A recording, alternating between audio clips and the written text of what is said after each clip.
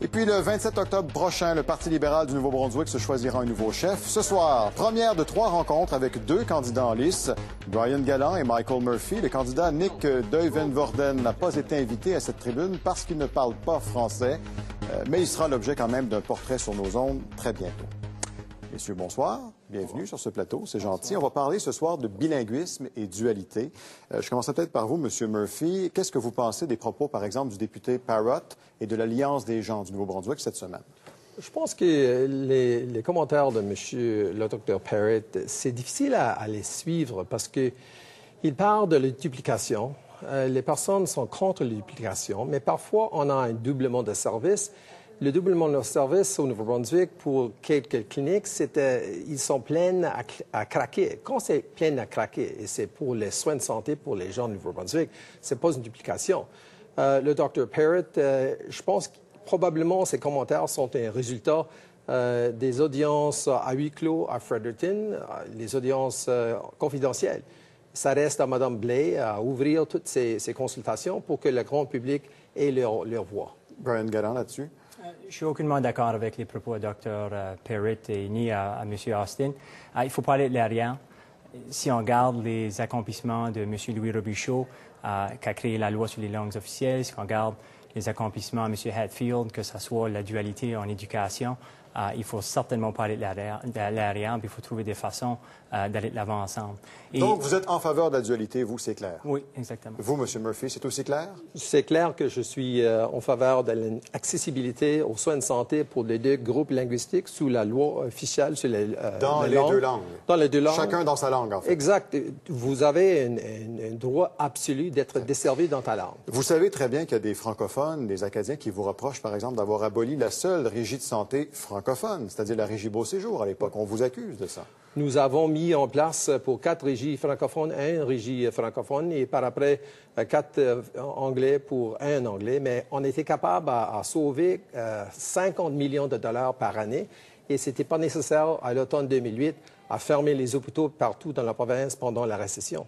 Vous êtes tous les 2 des aspirants-chefs, vous convoitez ce poste-là. Qu'est-ce que vous, Monsieur peut-être Gallant, on vous connaît moins, qu'est-ce que vous proposez aux Néo-Brunswickois pour les convaincre de voter pour un homme comme vous, par exemple? Qu'est-ce que vous avez apporté de plus?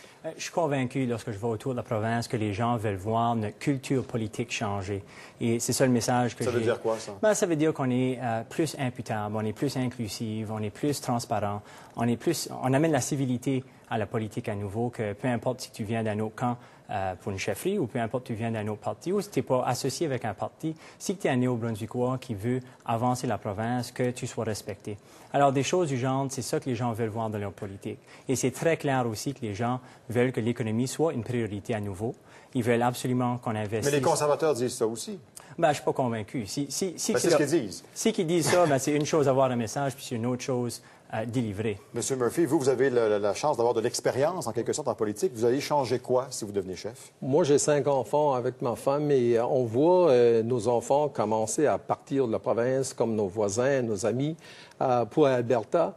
Moi, je pense qu'à cause que nous n'avons pas les outils générationnels donnés par le gouvernement fédéral à toutes les autres provinces, on doit conserver et protéger nos ouvriers et nos positions au Nouveau-Brunswick jusqu'à ce qu'on ait les outils générationnels. Ça veut dire que si on a des projets qui sont subventionnés par le gouvernement provincial, je veux que nos gens fassent ces jobs-là. Aussi, on veut que, selon tous les libéraux, qu'on ait une charte environnementale pour protéger l'environnement, pour un moratoire sur le gaz de schiste. Je veux vous poser des questions en rafale. La SANB, devant le comité pour réviser la loi sur les langues officielles, a déposé son propre projet de loi, le projet de loi qui serait souhaitable selon la SANB. Il y a là-dedans plus de pouvoir au commissaire aux langues officielles. Vous êtes pour ou contre, M. Gallant? Regarde, je ne vais pas me prononcer nécessairement oui ou non tout de suite, parce qu'il y a eu, au fait, 200 soumissions données au comité. Alors, je pense que ça serait une injustice de ne pas donner la chance à les autres de je vous demande sur les propositions de la SANB, vous êtes pour ou contre? Moi, je pense que le commissaire sur les langues officielles est très important, il n'y a aucun doute, et il y a définitivement un rôle de plus qu'ils peuvent jouer, mais je veux voir qu'est-ce que le comité va suggérer sur les autres soumissions qu'ils ont eues. M. Murphy, premièrement, on doit ouvrir les audiences à huis clos. Dans le passé, quand la loi... Les rendre publics. Le rendre tout public. Auparavant, les premiers ministres Robichaud, Lord, McKenna, quand ils ont fait les changements à la loi sur les langues officielles, ils avaient un consensus approfondi à l'unanimité à l'Assemblée législative. C'était fait tout sous les yeux des New Brunswickois, New Brunswickoises. Et le temps, si on fasse les changements, le temps est venu à faire ça publiquement. Alors, sur le commissaire aux langues officielles, plus de pouvoir, vous êtes pour ou contre? Je ne sais pas si c'était quelque chose pour la loi ou non. Moi, j'attendrai le projet du gouvernement et je regarderai à ce temps-là. Parfait. Sur l'affichage, on demande, encore une fois, à la SANB de clarifier la politique sur l'affichage ici au Nouveau-Brunswick. Pour ou contre? Je pense que la clarification serait bien. Et dans quel sens? Je veux dire, on va voir. À nouveau, ça revient au même point. Je veux dire, il y a eu, au fait, 200 soumissions. Et une des grosses... Non, mais c'est une idée. Là. C'est une idée parmi tant d'autres. Mais cette idée-là, est-ce que vous êtes pour ou contre? Oui, mais la raison qu'on a un comité, c'est de garder les choses en vigueur. Je veux dire, si on garde la plus grosse plainte de la dernière révision qu'on a eue en 2002 de la loi sur les langues officielles, c'était le fait qu'il n'y avait pas un dialogue au niveau provincial.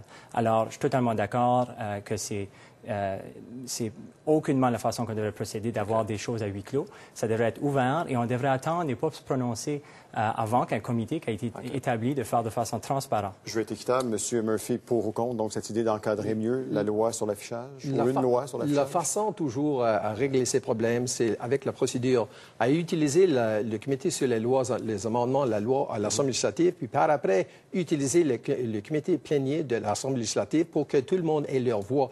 Certainement, un temps est venu à faire des choses. Parfait. Il me reste très peu de temps, 30 secondes. Monsieur Murphy, on vous a reproché durant l'été avec votre collègue Chris Collins d'avoir envoyé des courriels pas très gentils à l'endroit de votre collègue à côté. On l'accusait d'avoir joué la carte acadienne. On disait aussi qu'il était un menteur, si je cite un peu ce courriel qui a été public sans... Je ne sais pas, c'était pas voulu.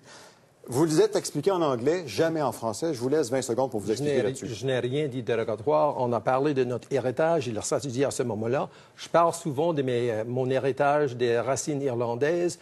M. Galland parle de il est hollandaise à moitié et acadien à moitié. Moi, j'ai des cousins et cousines acadiens. C'est la réalité du Nouveau-Brunswick. Okay. Ça ne mérite pas des excuses, vous pensez, un courriel comme ça? J'ai toujours dit à l'Acadie nouvelle, si les personnes ont été outragées, je m'excuse, mais ce n'était pas quelque chose de sinistre. M. Galland? Moi, vraiment, à ce point-ci, on travaille tout très fort pour rebâtir le Parti libéral et de mettre le Nouveau-Brunswick sur la bonne voie. Et moi, je concentre là-dessus, comme je suis certain que les autres candidats ont fait aussi. Messieurs, on a 3 rencontres à faire ensemble. Ce sera un plaisir de vous accueillir autour de la mi-octobre et une autre rencontre à la veille du vote. Merci beaucoup de votre présence. Merci beaucoup. Très agréable. Merci. Merci.